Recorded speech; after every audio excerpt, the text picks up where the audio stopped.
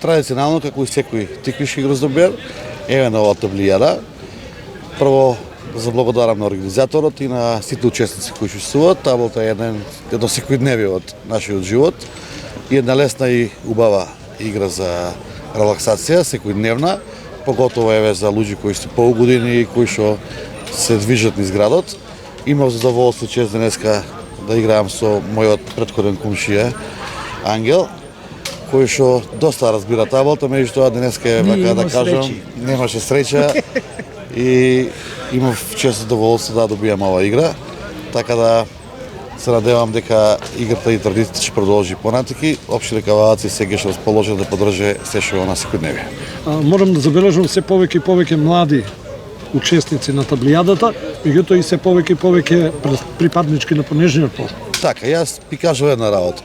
Многу подобро да се играат овие стари игри, него да одиме на новата технологија, така да и младите, и од понежниот пол, и децата, би им препорачал да почнат и да играат табла, пошто е релаксирачка работа, плюс е стара игра која што не оптеретува ниво еден дел.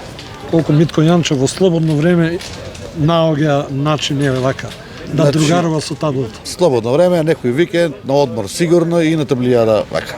Денеска ја имавте таа чест и задоволство, нели, да играте со нашиот гранарчик Митко Јанчев? Со моите комшичи. Како беше резултатот?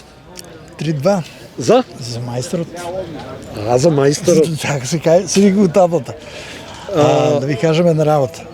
Таблата ми дава најголема релаксација у животот, например, у разноната. Играеме бамо, кибуки, тамо сме, една иста екипа секој ден сме. Ќе изгубиш, ќе добиеш, важно, Дружбата е најбитна. дружбата е најважна, ништо друго. Иначе, ми тоа разбира таблата, не е безич.